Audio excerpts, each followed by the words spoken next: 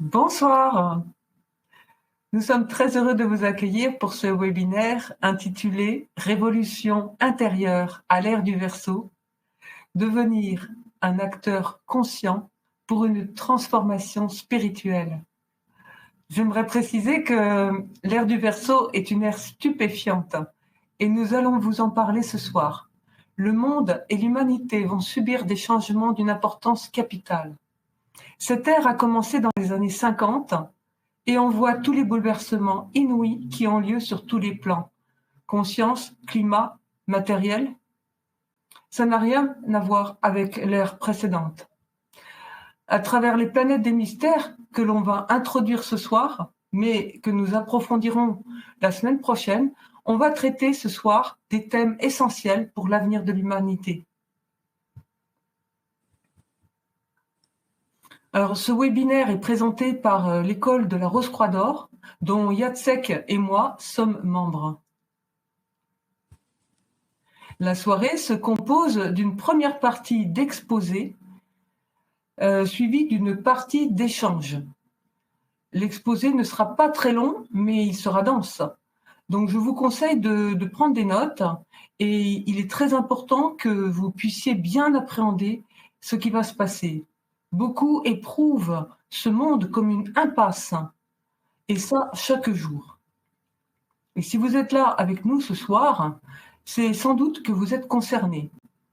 Sachez qu'il y aura la possibilité de revenir sur les notions abordées ce soir lors d'une prochaine soirée, la semaine prochaine. Et nous vous donnerons tous les éléments à la fin, dans la troisième partie. Et dès maintenant, vous pouvez déjà poser des questions par écrit sur la fenêtre chat à droite de votre écran. Et pour y accéder, vous devez cliquer sur la partie rouge dans la partie droite de l'écran. Et après l'exposé, donc dans une deuxième partie, nous répondrons volontiers oralement à vos questions. Enfin, en dernière partie, nous vous communiquerons quelques informations utiles et vous donnerons les informations pour approfondir le sujet de ce soir. Alors, nous allons présenter en quelques mots la Rose-Croix d'Or. La vocation de l'école de la Rose-Croix d'Or est de transmettre à l'humanité le riche patrimoine gnostique du passé, le processus de transformation de l'âme et le chemin actuel de la transfiguration, chemin d'autoréalisation. Alors, l'objectif de ce webinaire, il est double. Le premier objectif, c'est de mettre en évidence donc les changements dus à l'ère du Verseau. Des nouvelles forces cosmiques agissent sur l'humanité par des planètes, principalement Uranus, Neptune et Pluton. Uranus incarne la liberté, la révolte, l'innovation et le désir de changement. Neptune nous incite à nous connecter au divin, à l'amour universel, à l'abandon de l'ego. Pluton nous aide à l'introspection et au changement intérieur. Ces planètes poussent l'humanité vers une conscience nouvelle et un renouvellement sur tous les plans pour réédifier l'être divin originel qui sommeille en nous. Le deuxième objectif, c'est de démontrer qu'une transformation intérieure est possible. Elle est possible, cette fois-ci, à un niveau qu'on n'a jamais vu auparavant. Avant, il y avait quelques rares élus qui étaient initiés.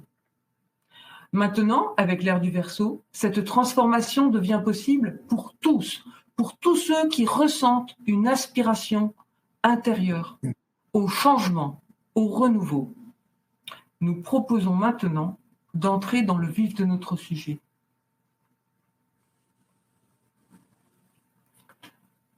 Depuis le début de la manifestation humaine, l'Esprit Saint conduit et accompagne l'humanité, car Dieu n'abandonne pas l'œuvre de ses mains.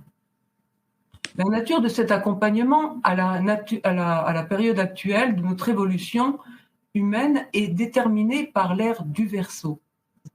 C'est un changement de cycle d'environ 2200 ans, très important pour notre planète, puisqu'il correspond à la fin d'une période de 26 000 ans, appelée année stellaire. C'est un signe d'air qui suit l'ère des poissons, un signe d'eau. La transition entre deux ères est progressive, mais manifeste. La conquête des mers pour l'ère des poissons et la conquête de l'air pour l'ère du Verseau. Elle vise à préparer l'humanité à des changements nécessaires afin de provoquer son réveil. On peut voir dans le symbole des poissons deux courants de force qui s'opposent et s'imposent comme des vérités, d'où les guerres de religion. Quant au symbole du Verseau, ère de changement, on voit bien le mouvement.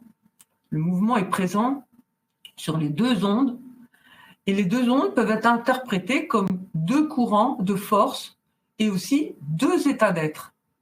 Celui du dessous, qui vise à nous maintenir dans notre monde tridimensionnel, illusoire, et correspond à notre état naturel mortel, égocentrique.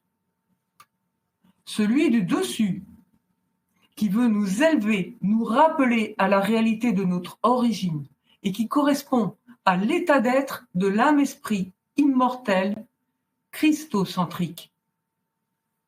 Ces deux courants de force puissants et contraires cohabitent dans notre monde.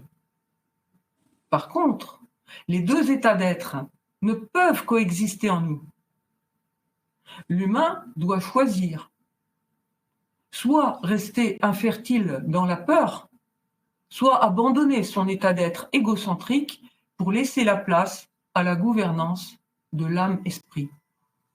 Alors Catherine, comment se manifeste l'ère du Verseau? Alors, on a constaté la fin du 19e siècle, et le début du siècle dernier. On a vu l'émergence de l'aviation en 1903, de l'électricité 1879, des ondes radio 1886, du cinéma 1895, des technologies de l'information qui étaient auparavant sur papier et des communications de plus en plus immatérielles. Cela a beaucoup modifié nos modes de vie. Après la convergence de l'informatique, des télécommunications et de l'audiovisuel, suivent le big data, la mondialisation, la robotisation, l'intelligence artificielle. Mais ce n'est pas fini. Le NBIC, c'est la convergence des nanotechnologies, des biotechnologies, des sciences de l'information et des sciences cognitives. Il est le socle du transhumanisme qui tente de rallonger l'espérance de vie, de lutter contre les maladies, toutes des tentatives de faire mieux que Dieu.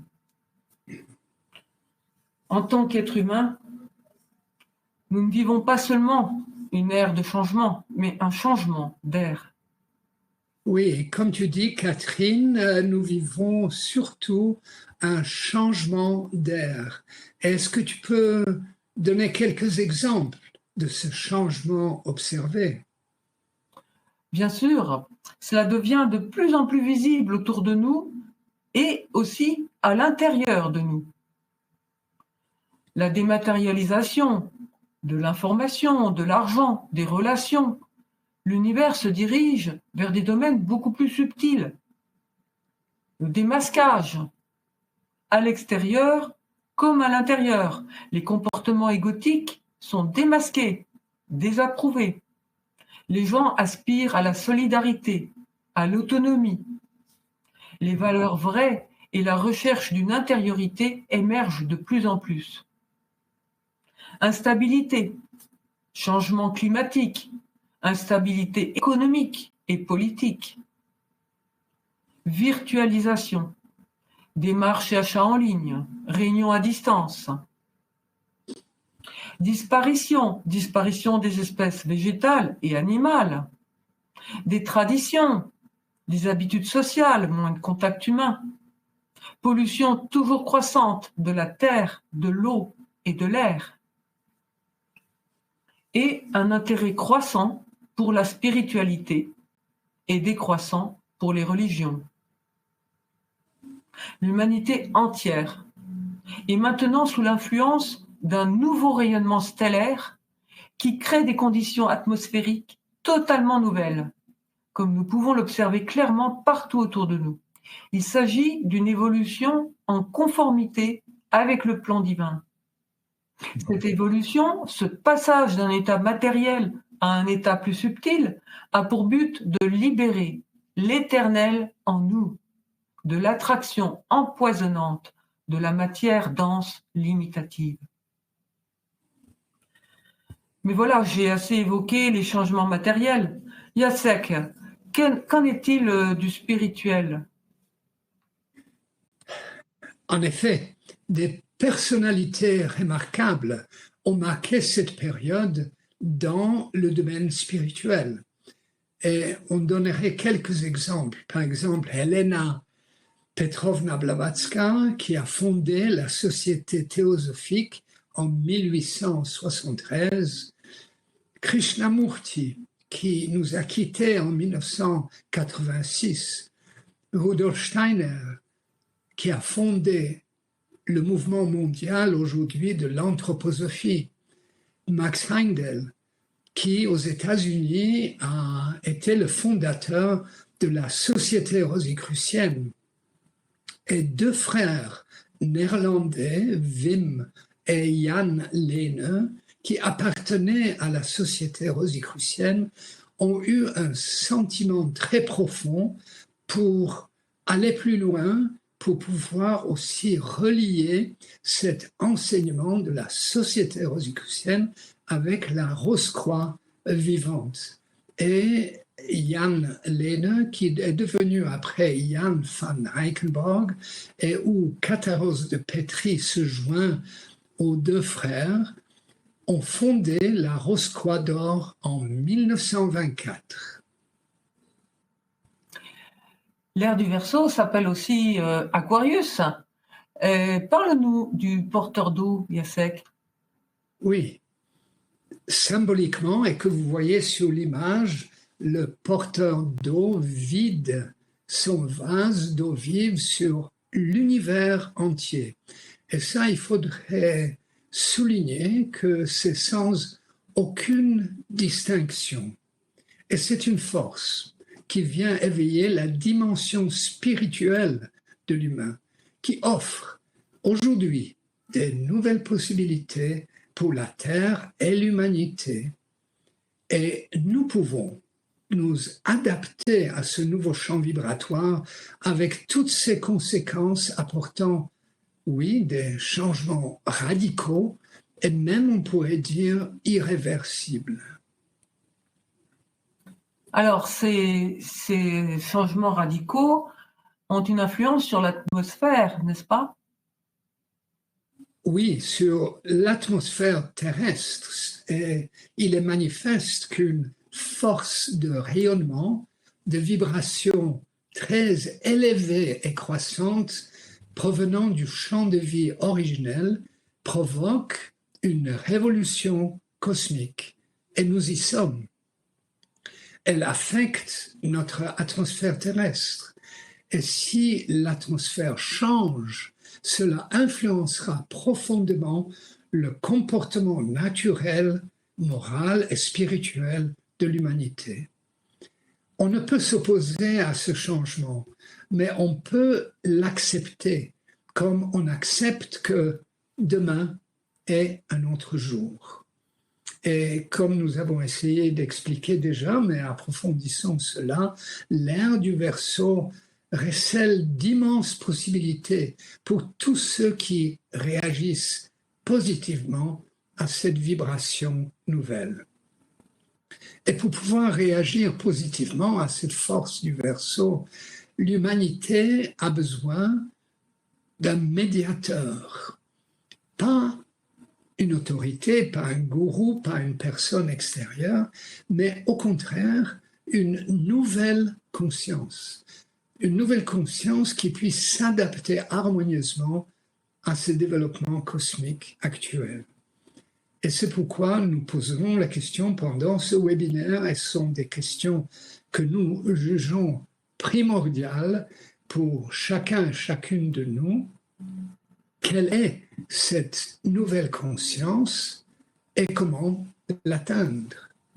Comment commencer un processus de purification et de transformation pour faire naître une nouvelle âme, car seule une nouvelle âme peut s'adapter harmonieusement au développement cosmique actuel.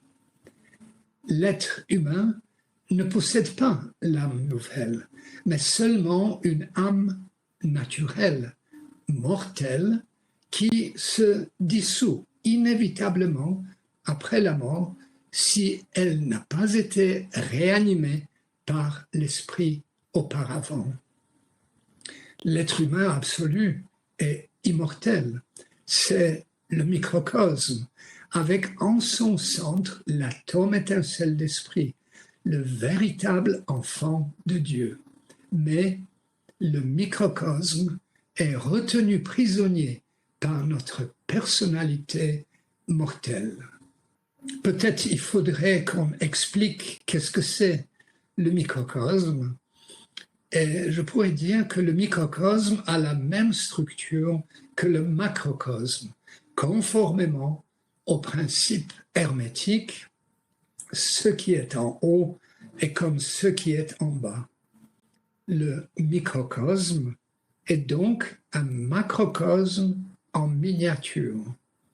Le macrocosme est constitué de planètes, de soleils, de systèmes zodiacaux qui forment une unité. Ils sont interdépendants et maintenus en mouvement autour d'un centre. Et la même structure peut être observée dans le microcosme. Ici aussi, il y a les planètes, les soleils, les différents systèmes qui ont tâche de remplir l'unité du microcosme. Donc nous pouvons dire que le microcosme est un univers à échelle réduite, où l'esprit est le divin en nous, le soleil invisible de notre système.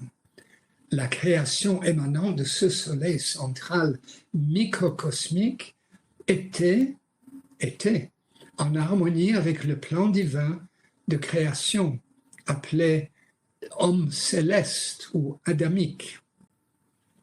Et le but de l'existence, de notre existence, d'après l'enseignement universel, est de restaurer le microcosme emprisonné, endormi actuellement, dans son état primordial.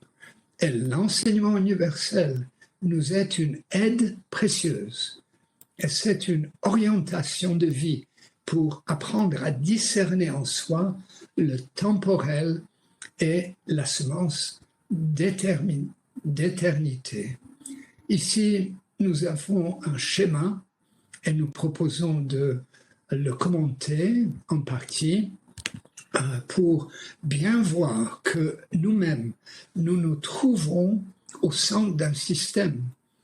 Pas uniquement les corps subtils, on y reviendra, et évidemment la rose du cœur ou cet atome primordial qui réside à notre centre, mais nous sommes entourés de ce qu'on appelle un champ de respiration avec un système zodiacal, oui, les 12 signes du zodiaque qui sont le lipika et qui manifestent l'être oral ou le soi supérieur qui domine complètement la personnalité, le soi inférieur. Et tout cela, ça se retrouve en tant que soi inférieur relié au soi supérieur, soi-disant supérieur. Donc nous voyons ici que le microcosme est emprisonné dans un champ de vie polarisé. Et notre champ de vie actuel, où tout n'est que changement et brisement continuel, confrontation conflictuelle, oui, stérile des opposés. Il ne lui reste qu'une petite partie de son ancienne liberté.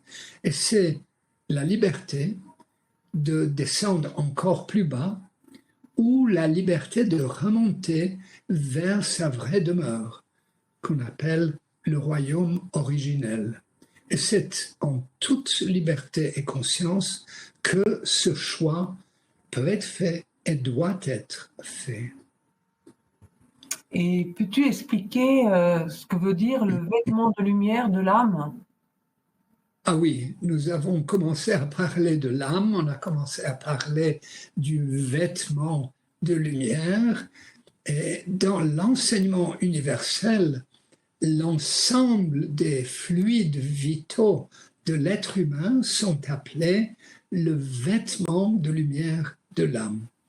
Et ici, nous mettons en relief, et vous avez ce schéma devant vos yeux, qui permet de voir l'âme qui est mortelle, avec ses 5 fluides, commençant à gauche, et on parcourt ce schéma avec le système sanguin, le système de sécrétion hormonale, le feu du serpent ou feu électrospinal, qui est cette colonne vertébrale si importante dans notre vie, le fluide nerveux et aussi la triple flamme de la conscience au niveau de la tête, du cœur et du bassin. Et donc, à l'état naturel aussi, chacun de ces fluides émet sa propre lumière éthérique très puissante. Et c'est pourquoi nous parlons d'un vêtement de lumière. Et en effet, dans plusieurs traditions spirituelles, la notion de corps désigne non seulement le corps physique que nous connaissons, mais à peu près, franchement, mais aussi les corps subtils qui ensemble forment la personnalité et l'aura de l'être humain, soit le corps éthérique, astral et mental. Et nous proposons maintenant de regarder de plus près encore cette corporéité que nous appelons génériquement l'homme. Et ici, vous avez ce chemin de la double nature de l'humain. Au milieu, au centre géométrique de l'être humain, avec le microcosme endormi, nous avons le vestige de l'homme spirituel, qui est l'atome étincelle d'esprit, cette parcelle d'éternité, entouré par un être naturel mortel, avec le soi, soi-disant, et tout relatif, soi-disant supérieur, être supralumineux, qui informe et qui domine effectivement l'âme, la conscience triple du tête, du cœur et du bassin, et qui, la conscience avec l'âme quintuple, anime tout notre corps. C'est un schéma, on peut y revenir et en parler évidemment davantage. Et la tâche du vêtement de lumière de l'âme n'est pas seulement d'animer, de maintenir le corps matériel. La véritable vocation du vêtement de lumière est bien plus importante, et la réalisation de cette vocation dépend du nouveau comportement de vie et de la manière dont nous l'utilisons, oui, ici et maintenant. Évidemment, il est important de maintenir notre corps matériel avec son corps double éthérique dans un état sain de propreté et de pureté. Mais il est bien plus important de prendre soin de la pureté de notre vêtement de lumière. Alors, la question qui résonne, c'est comment prendre soin de notre vêtement de lumière. Avant de poursuivre cette réflexion sur cet aspect si important, pouvons-nous regarder le monde dont nous faisons partie? Oui, peut-être, Catherine, ça c'est important pour nous tous que on ne parle pas de philosophie, on ne parle pas ici des concepts, mais de certaines réalités qui sont, oui, pour la plupart invisibles, et donc on doit l'attacher au monde dans lequel nous vivons, dans lequel nous existons.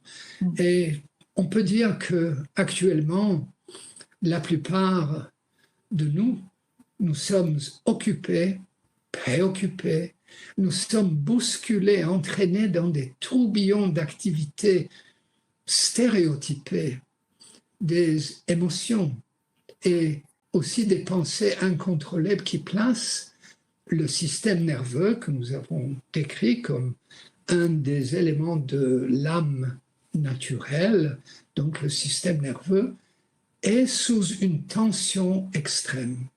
Et dans le domaine politique, économique et social, les ruines s'entassent.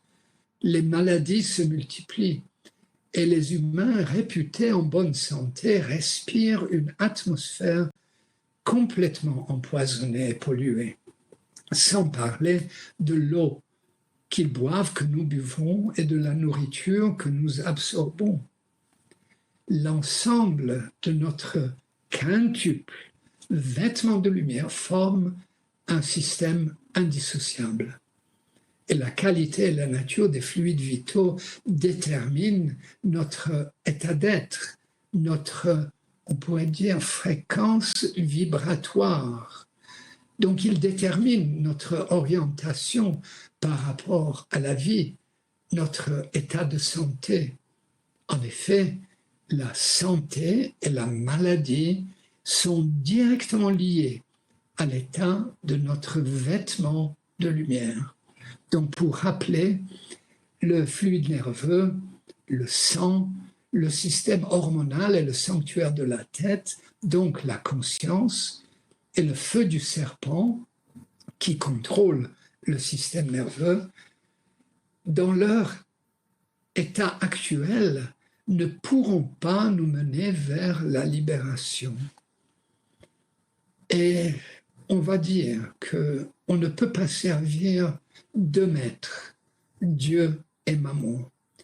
Nous ne pouvons pas nous ouvrir à la lumière de l'esprit et en même temps rester accrochés à cette nature divisée. Et comme au début de notre webinaire, on a dit que nous sommes à l'aube d'un jour nouveau, d'une ère nouvelle, de ce nouveau jour, il nous impose à nous tous des nouvelles exigences qui nécessiteront un comportement nouveau. L'être humain est appelé à réagir positivement à ces exigences. Nous avons posé la question suivante tout à l'heure. Comment prendre soin de notre vêtement de lumière? Est-ce que tu peux nous éclairer là-dessus? Oui, dans le temps à venir, la résurrection de l'âme nouvelle sera impérative pour chaque être humain. Et cette évolution n'est en aucun cas un processus automatique de développement comparable, par exemple, au passage de l'enfance à l'âge adulte. Ici, nous sommes tous confrontés à un choix. Et comment pouvons-nous prendre part aux nouvelles possibilités spirituelles de notre époque? La réponse est peut-être simple, mais un processus qui est compliqué. On peut dire qu'il faut pouvoir changer complètement et ouvrir la porte de notre cœur. C'est qu'avec un cœur vivifié par le feu de l'esprit qui peut entrer par le sanctuaire de la tête, qu'un nouveau pouvoir du pensée pourra être actif en nous. Et dans ce nouvel état d'être, le vêtement de lumière dont nous avons essayé d'expliquer continue à réaliser sa tâche au service du corps matériel. Et de plus, le vêtement de lumière est alors libéré et aspiré par l'esprit, alors que la personne reste dans un état entièrement conscient. C'est l'état décrit dans la langue sacrée, être dans le monde, mais plus de ce monde. Oui, un processus est nécessaire. L'âme naturelle, avec ses 5 fluides, doit faire place à une âme nouvelle. Il s'agit donc d'un processus de transformation révolutionnaire. Oui, révolutionnaire, mais tout à fait atteignable, et une transformation qui est possible. Et ce que nous avons fait, c'est de mettre en relief les points de référence concernant ce processus de transformation révolutionnaire. Reconnaître l'appel du fort intérieur de notre être. Donc ça veut dire un appel qui ne provient pas de l'extérieur, mais qui provient du royaume divin dans l'être humain, dans chacun de nous. Donc comprendre que nous sommes effectivement mortels, mais que nous portons l'immortel en nous. Cela demande une ouverture à la force divine intérieure.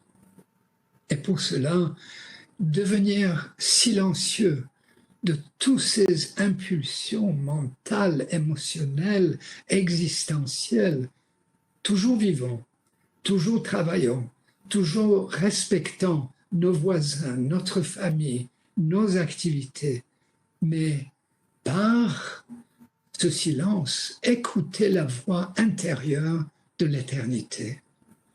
Et cela nous purifie grâce à ce désir ardent du bien unique.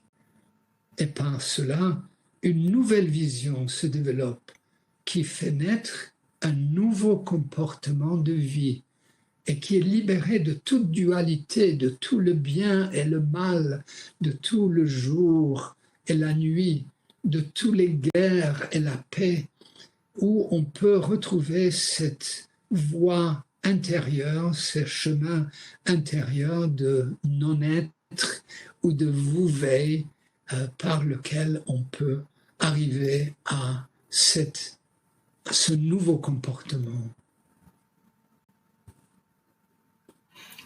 Alors, nous avons parlé du chemin d'autoréalisation. Peut-on le réaliser coupé des autres ?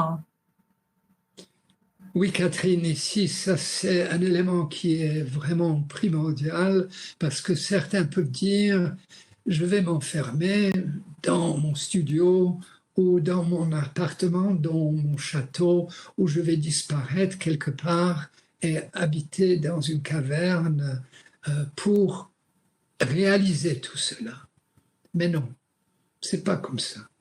C'est étant dans le monde, mais avec un autre niveau de conscience. Et pour cela, un chemin que l'humanité doit parcourir est ouvert.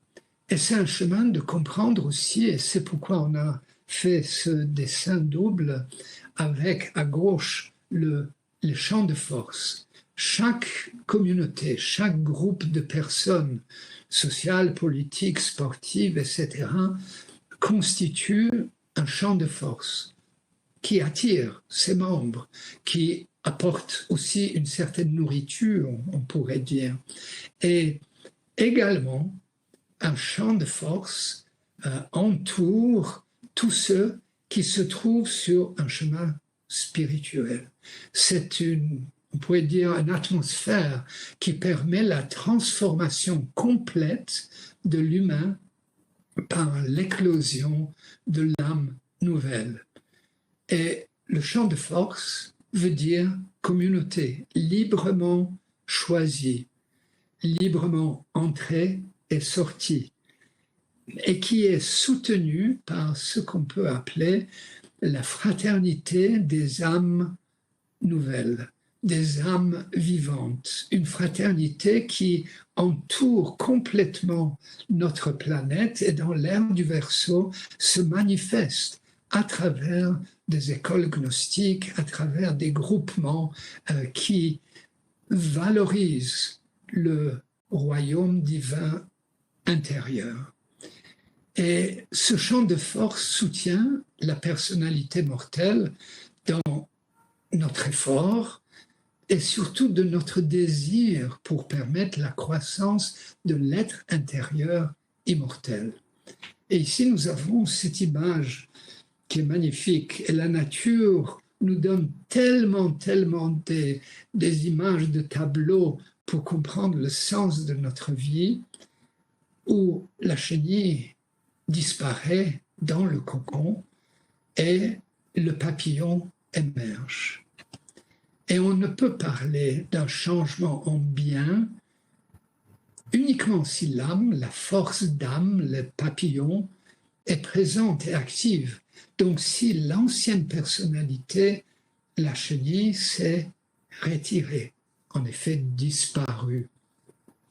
Et pour relier cela au thème de notre présentation aujourd'hui concernant cette révolution intérieure à l'ère du Verseau, on peut dire que les planètes jouent un rôle essentiel dans la reconstruction de l'âme originelle, qui peut alors manifester la bonté, qui n'est pas celle du brave homme, d'une brave femme, mais le véritable bien, qui ne connaît pas le mal.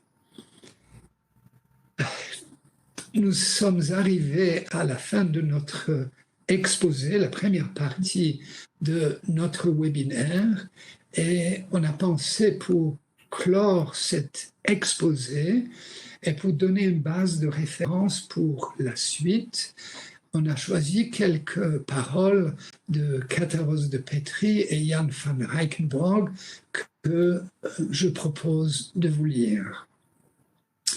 Celui qui entend en vérité la voix du Verseau, celui qui perçoit véritablement ce chemin, le suivra dans la joie et la reconnaissance. Soyez assurés que la fraternité sera près de vous sur toutes vos voies, ainsi que dans les moments difficiles de votre vie. Et par ces mots, nous clôturons cette première partie de notre soirée ensemble. Alors, il va y avoir, pour ceux qui ont manqué peut-être le début, il y a un livret qui reprend tout ce qui a été dit ce soir. Nous vous invitons maintenant donc à entrer dans la deuxième partie de notre soirée, à savoir échanger sur le thème de ce webinaire. Trouver des réponses à des questions éventuelles et surtout examiner quelles sont les démarches à entreprendre pour entrer sur ce chemin de transformation. Alors, une question de Marie-Antoinette. Pourquoi suis-je toujours attirée par l'enseignement de l'école sans arriver à franchir le nouveau comportement ?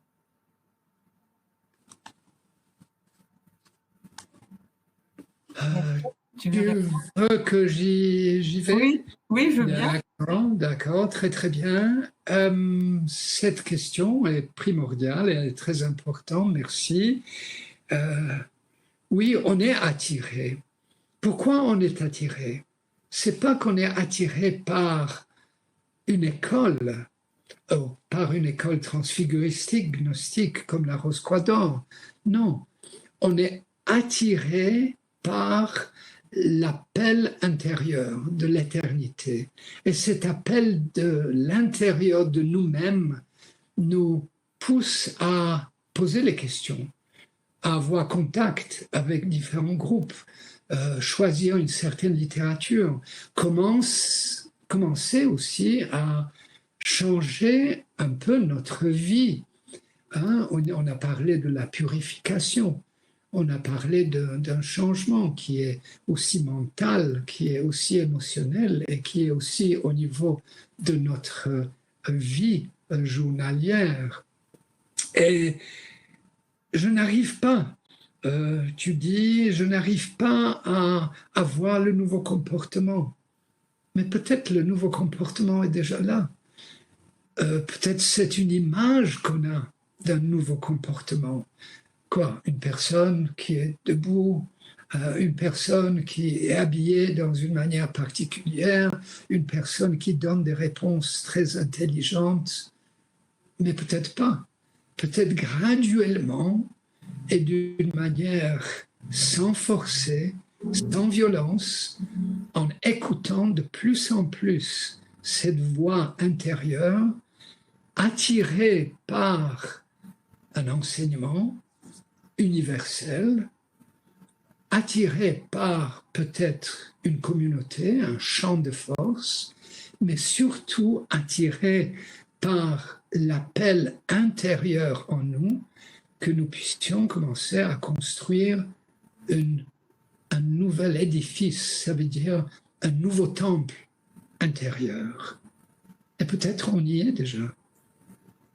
Ce que j'aimerais juste ajouter, c'est plus un témoignage qu'autre chose, c'est qu'en fait, le nouveau comportement, ce n'est pas quelque chose qui vient de la volonté propre, c'est le résultat de la purification dont parlait Jacek. C'est-à-dire qu'en fait, c'est la manifestation de l'esprit qui peut se manifester par l'âme nouvelle. Alors, y a-t-il d'autres questions? Oui, la Bible, c'est une question de Pierre. La Bible évoque-t-elle l'ère du Verseau? Et si oui, quelles seraient les références?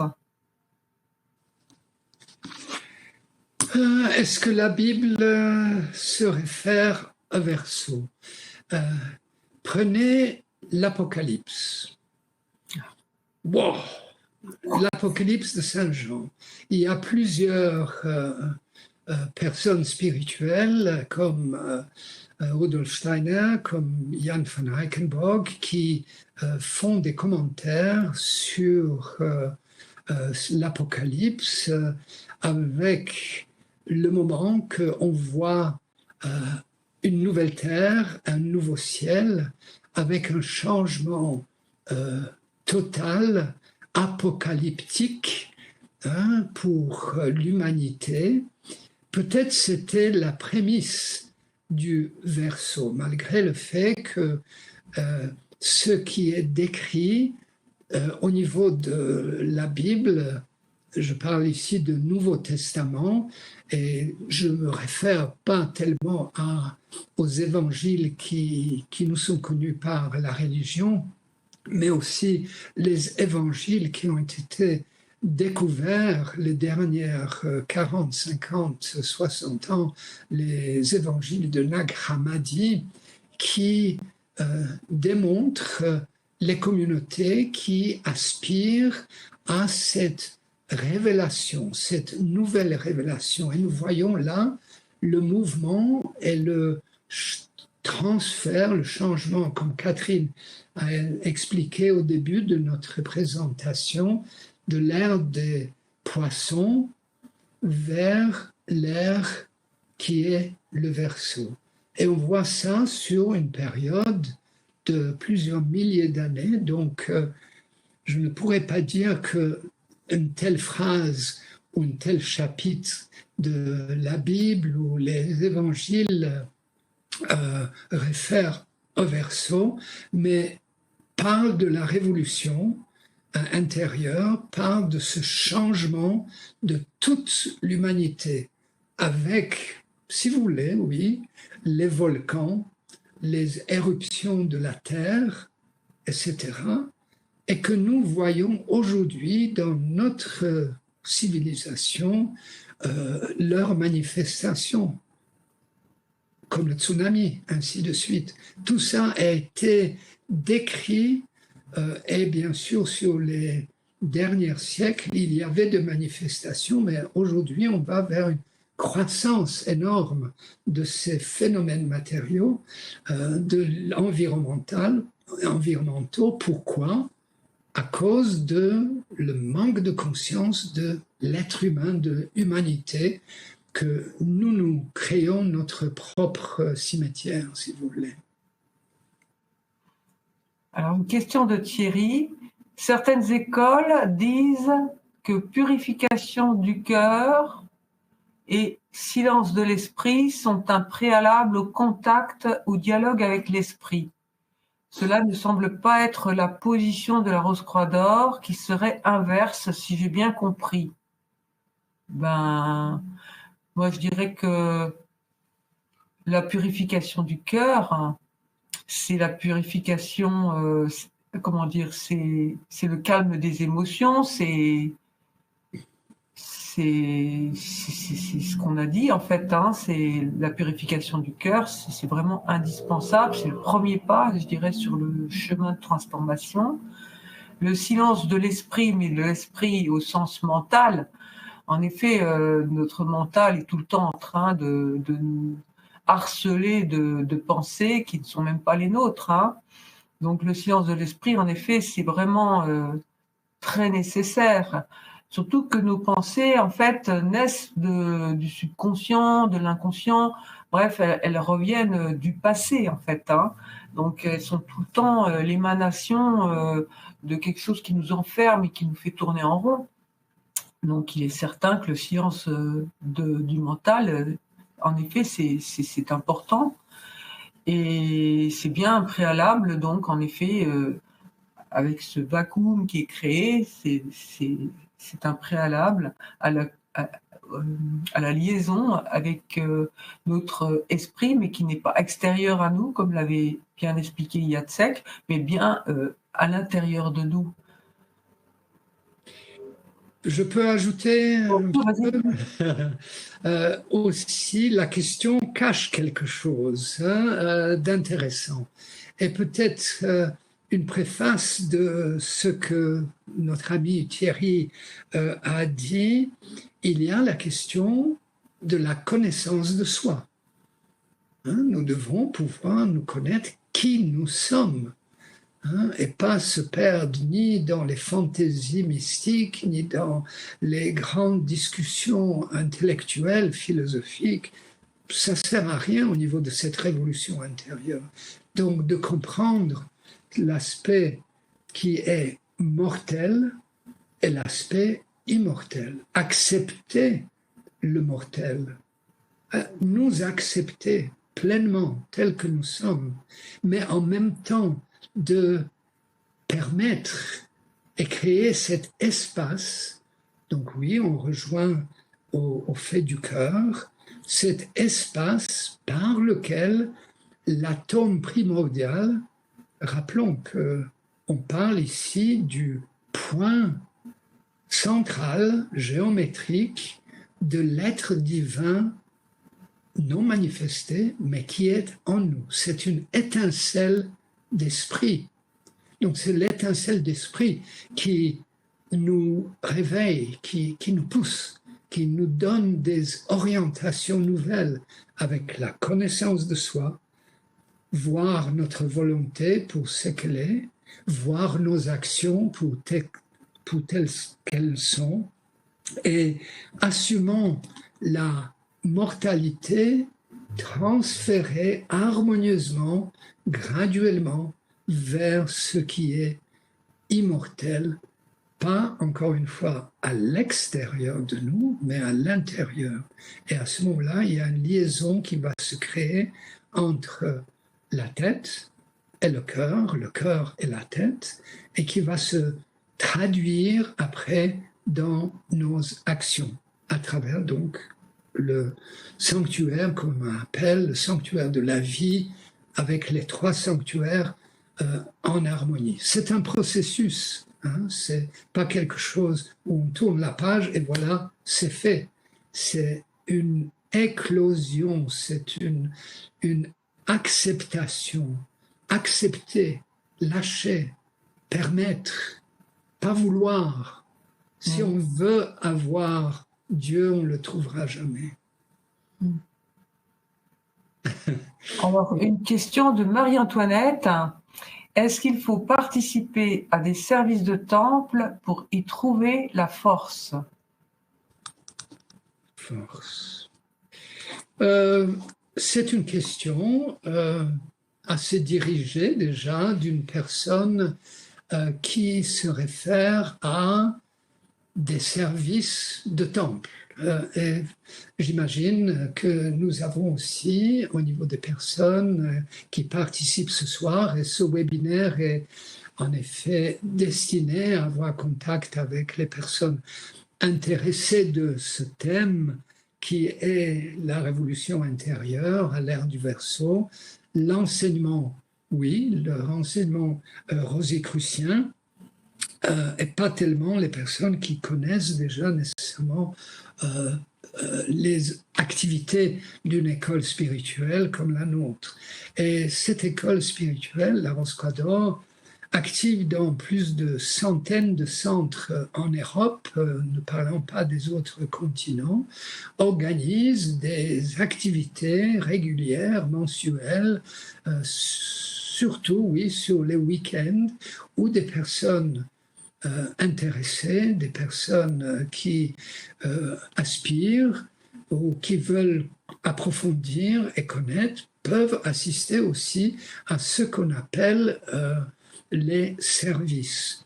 Et ces services sont ouverts aux personnes intéressées qui ont suivi un certain contact en présentiel ou en virtuel, qui viennent donc virtuellement ou activement dans nos différents centres.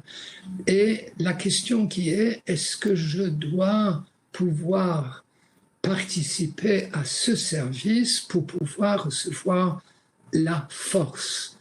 Et qu'est-ce que c'est la force avec un F majuscule?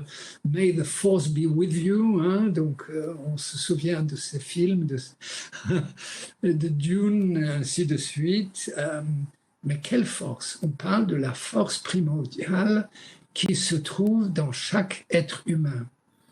Et une communauté, un groupe, se retrouvant ensemble peut nécessairement augmenter la vibration de cette énergie, de cette force quand ils sont ensemble. Hein. Il y a un ami qui a posé la question concernant la Bible, et on peut dire que là, il y a une réponse de Jésus aussi qui dit là où 2 ou 3 se réunissent en mon nom, je suis avec vous. Donc c'est pas un personnage, mais c'est une énergie macrocosmique qui se relie avec notre énergie microcosmique. Et s'il y a une communauté, s'il y a des personnes qui se réunissent, je le répète, j'espère pour être clair, se réunissent, cette force est octroyée et devient plus manifeste.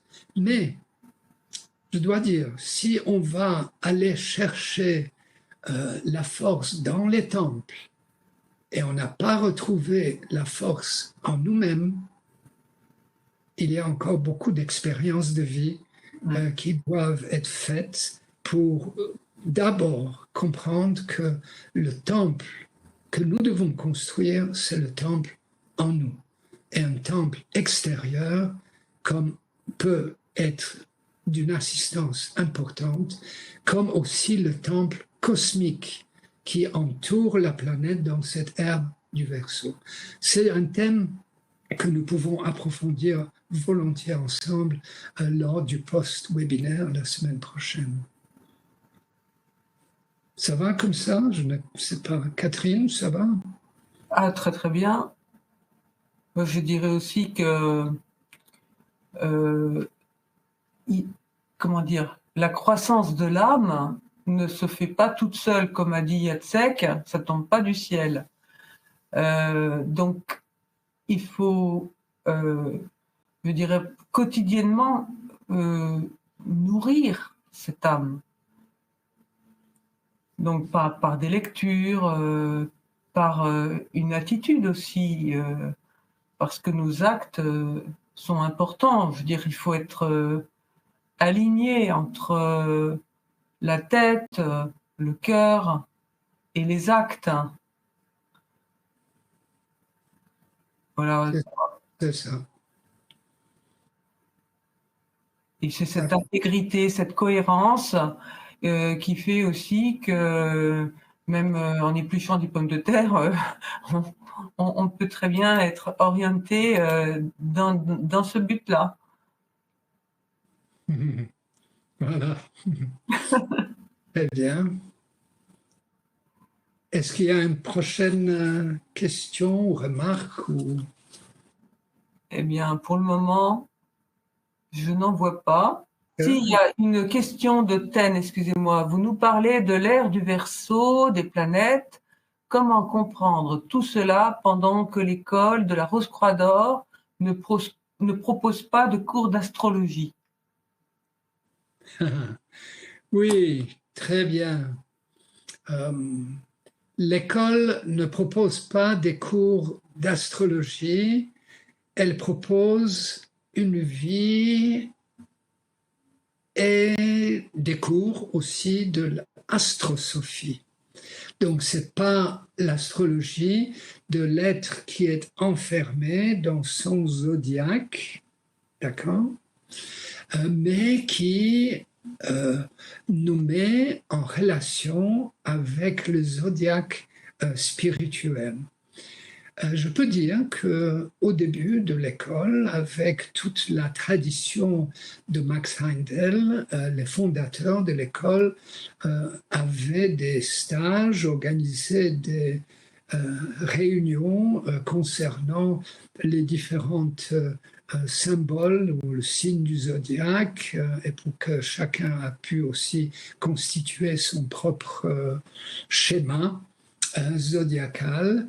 Et à un moment donné, dans ce développement de l'ère du Verseau, Jan van Reichenborg a souligné avec Katros de Petri que nous devons dépasser l'aspect zodiacal et le danger de penser que c'est à travers notre propre zodiaque et le zodiaque planétaire que nous arriverons à ce que Catherine a parlé de l'éclosion d'une nouvelle âme et aussi de pouvoir apporter une libération pour l'humanité. Ça, il ne faut pas négliger, oublier ou en effet de devenir conscient qu'une école spirituelle n'est pas là pour satisfaire les égos des personnes qui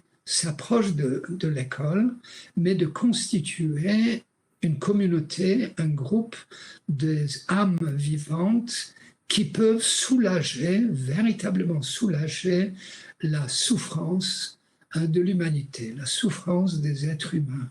Et par cela, nous pouvons et devons et pouvons dépasser notre propre zodiaque et entrer à travers la Lipika dans la révivification du microcosme. Et à ce moment-là, les forces de ce qu'on appelle l'esprit septuple, il y a les 7 rayons, et là, dans les activités de l'école, à travers nos conférences, nos réunions, etc., nous approfondissons ces questions qui sont importantes, comment les 7 rayons de l'esprit agissent et œuvrent sur l'humanité, sur chaque individu, pour pouvoir réaliser cette nouvelle âme. Donc, on voit là un passage de l'astrologie vers l'astrosophie, vers la connaissance des 7 rayons qui sont amplement aussi développé pendant nos différentes réunions, activités, ainsi de suite, de la Rose Croix d'Or. Est-ce que nous avons répondu à votre question? Sinon, en attendant, il y a une question de Ivy. Quel livre pouvez-vous nous conseiller pour l'évolution de l'âme? Alors moi, j'ai envie de répondre, tous les livres écrits par Jan van Reichenborg et ou Catharos de Petrie, puisqu'ils en ont écrit conjointement. Ces livres donc sont en vente sur le Septénaire, les éditions du Septénaire, à l'adresse septénaire.com. Donc là, par exemple, vous avez quelques exemples de littérature. Vous avez La gnose des temps présents, Un homme nouveau vient, qui décrit en 3 parties le processus très très détaillé. Le mystère de la vie et de la mort. Donc ça, c'est un livre vraiment important qui va être développé d'ailleurs lors d'un prochain webinaire qui se tiendra au mois de juin sur l'origine de l'homme, enfin de l'humain plutôt. Et enfin, ce petit livre-là, mais il y en a 40, une quarantaine au moins. Le nouveau caducée de Mercure, en fait, c'est la transcription d'une conférence, la 5e conférence d'Aquarius, donc qui est tout à fait en rapport avec le thème de notre webinaire. Donc, il y a eu 5 conférences qui se sont tenues en Europe et celle-ci est la dernière qui s'est tenue à Toulouse.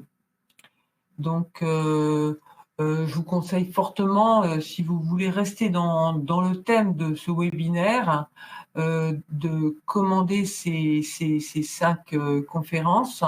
Donc, il y a le vêtement de lumière de l'homme nouveau qui a été tenu à Bilthoven, la fraternité mondiale de la Rose-Croix qui était tenue à Calf, les grands signes du Conseil de Dieu à Bad Münder, le chemin libérateur de la Rose-Croix à Bâle et le nouveau caducée de Mercure, donc à Toulouse. Et vous pouvez également, je crois, il y a certains ouvrages qui sont accessibles, téléchargeables gratuitement sous format PDF. Et vous avez également des livres audio, des podcasts. Donc, je vous conseille vivement ce site internet. Mais nous y reviendrons tout à l'heure quand nous parlerons de la 3e partie. Alors, est-ce qu'il y a d'autres questions? Peut-être Catherine, juste pour ajouter au niveau pratique, comme notre amie peut-être va faire un download, elle pourra donc regarder un ou l'autre livre pour rappeler que le 19 mars, donc dans une semaine, nous avons la suite et peut-être une question concernant l'âme. L'âme mortelle, l'âme immortelle pourrait figurer fortement lors de cette réunion la semaine prochaine. Donc nous serons très heureux de pouvoir l'approfondir davantage. Voilà. D'accord. Alors, est-ce qu'il y a d'autres questions?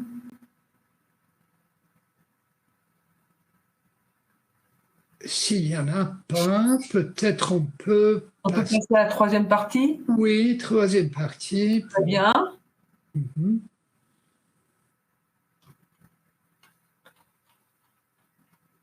Alors, donc, voici nos adresses, les adresses utiles. Donc, vous avez l'adresse du site national, rosecroixdor.org. Donc, ça, c'est le site national français. Vous trouverez donc toute la description donc de qui nous sommes, de l'enseignement, et puis aussi surtout les événements qui ont lieu près de chez vous et comment rencontrer justement des membres de notre école. Et si vous êtes à l'étranger, eh bien, vous avez l'équivalent sur le site international. Ensuite, nous vous recommandons chaudement la chaîne YouTube webinaire-RCO, sur laquelle vous trouverez toutes les conférences en ligne qui ont été données, tous les webinaires qui ont été organisés. Il y a des thèmes passionnants sur tous des sujets spirituels. Enfin, donc, vous avez deux sites non, c'est des adresses mail, pardon, pour éventuellement vous inscrire à une conférence de week-end. Il y a des conférences de week-end organisées donc dans nos 2 centres nationaux qui sont le Phénix, qui se situe entre Paris et Reims, et la Licorne, qui se trouve près de Montpellier. Et puis donc le septénaire dont nous avons déjà parlé. Suivante.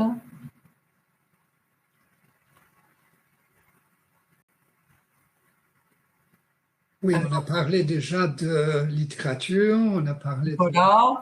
Voilà. Donc maintenant, nous vous proposons de clore ce webinaire. Comme déjà précisé, donc nous vous invitons à cette soirée d'échange avec les conférenciers mercredi prochain, 19 mars à 20h sur Zoom.